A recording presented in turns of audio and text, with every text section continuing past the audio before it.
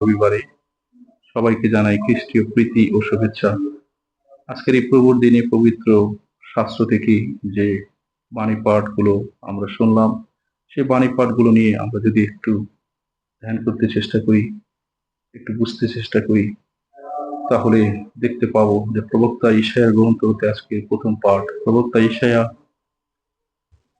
সেই ঈশ্বরের আহ্বান, ঈশ্বরের নিমন্ত্রণ জানিয়েছেন যে তোমরা এসো, যারা তৃষ্ণার্ত, তোমরা যারা ক্ষুধার্ত, এসো, তোমাদের জন্য খাবার রয়েছে।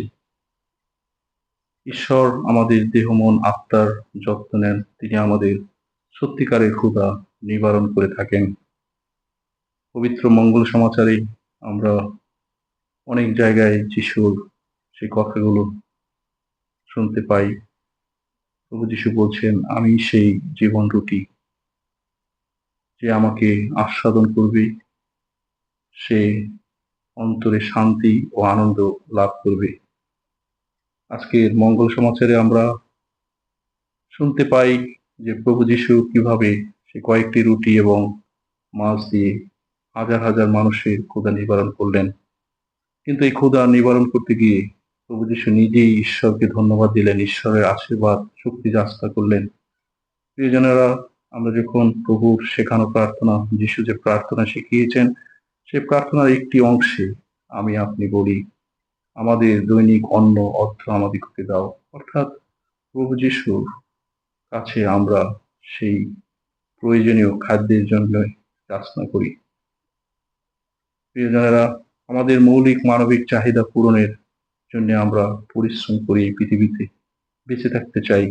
আমাদের দৈহিক খাদ্য প্রয়োজন রয়েছে, কিন্তু অনেক সময় আমরা এত ছুটোছুটি করি আমাদের বৈষয়িক সম্পদ, বৈষয়িক খাদ্যের জন্য, যে আমরা ঈশ্বর যে আমাদেরকে সত্যিকার যত্ন নিচ্ছেন, ভালোবাসছেন, তিনি যে আমাদের চাহিদা পূরণ করছেন, আমরা অনেক সময় সেটা বুঝতে ব্যর্থ হই।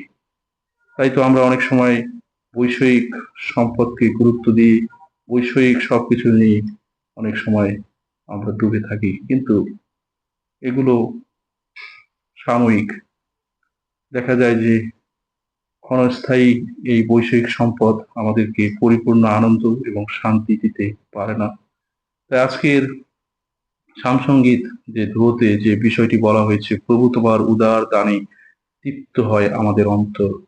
অর্থাৎ ঈশ্বর আমাদের জন্য যা দান করেন, ঈশ্বর আমাদেরকে যত্ন নেন। ভগবানের পালে আমি পালিত মেষ, আমার কিসের অভাব। ঈশ্বর বিভিন্ন মানুষের মধ্যে দিয়ে, বিভিন্ন ঘটনার মধ্যে দিয়ে, বিভিন্ন কিছুর মধ্যে দিয়ে আমাদের সব চাহিদা পূরণ করেন। আমাদের শারীরিক, মানসিক, আধ্যাত্মিক যত্ন তিনি নিয়ে থাকেন। আমরা পবিত্র বাইবেলের অনেক জায়গায় আমরা অনেক ঘটনায় দেখি যে ঈশ্বর মানুষের প্রয়োজনগুলোকে কিভাবে গুরুত্ব দেন। সেই মরুভূমিতে ঈশ্বর মান্না দিয়েছেন, যাতে সেই জাতি, সে মানুষগুলো যেন ক্ষুধা নিবারণ করে ঈশ্বরের ভালোবাসা বুঝতে পারে। আজকের মঙ্গলবাণীতে যিশু নিজেই সেই ঈশ্বরের আশীর্বাদে, ঈশ্বরের মহিমা প্রকাশ করলেন। সেই সামান্য কয়েকটি রুটি এবং মাছ দিয়ে তিনি হাজার হাজার মানুষকে সেই পরিতৃপ্ত করলেন, হাজার হাজার মানুষের ক্ষুধা নিবারণ করলেন। প্রিয়জনেরা, আমার আপনার জীবনে সেই বৈষয়িক সেই খাদ্য, বৈষয়িক সহায় সম্পদ বা বৈষয়িক সেই ক্ষমতা, নানান ধরনের চিন্তা, আমরা যেন এই বিষয়ে একটু সচেতন থাকি। আমরা কতটুকু এগুলোর জন্যই ক্ষুধার্ত থাকব।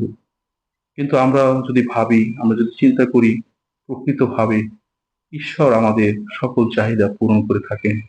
আমরা যখন খাবার আগের প্রার্থনায় আমরা বলি, হে উদার হৃদয় প্রভু, এই খাদ্য তোমারই দান, তোমারই দানে আমাদের আশীর্বাদ করো। অর্থাৎ আমরা যখন ঈশ্বরের কাছে, ঈশ্বরের নিকট কৃতজ্ঞতা প্রার্থনা করে আমরা যখন খাবার খেতে যাই, সেই খাবার ঈশ্বর, নিশ্চয়ই ঈশ্বরের আশীর্বাদ সেখানে থাকে। এবং সেই খাবার খেয়ে আমরা পরিপূর্ণ আনন্দ শান্তি পাই। কারণ ঈশ্বর আমাদেরকে কখনো সেই ক্ষুধার্ত রাখেন না। তিনি চান যেন আমরা সেই পরিতৃপ্ত পূর্ণ অন্তরে আমরা তার প্রশংসা ধন্যবাদ করতে পারি। প্রিয়জনেরা, প্রভু যিশু এই পৃথিবীতে এসেছেন আমাদের আত্মার ক্ষুধা নিবারণ করতে, আমাদেরকে পাপ থেকে উদ্ধার করতে। আমরা জাগতিক চিন্তা ভাবনায়, মানবীয় দুর্বলতায়, নানান ধরনের ক্ষুধা, যেগুলো সাময়িকভাবে বিভিন্ন বিপথে বা বিভিন্ন ধরনের প্রলোভনে আমাদেরকে ঈশ্বরের কাছ থেকে দূরে সরে নিয়ে যায়। কিন্তু ঈশ্বর তার পুত্র যিশুকে আমাদের মাঝে প্রেরণ করলেন যেন আমরা বুঝতে পারি যে ঈশ্বর সর্বদা তিনি আমাদের জন্য চিন্তা করেন, ভালোবাসেন, তিনি আমাদের রক্ষা করেন।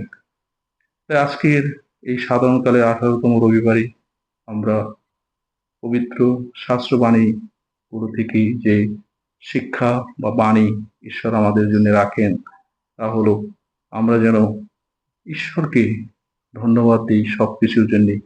সাধু পৌল বলেছেন, তোমরা যা কিছু ভাবো, যা কিছু করো, যা কিছু চিন্তা করো, সবকিছু যেন ঈশ্বরের প্রশংসা ও গৌরবার্থে হয়।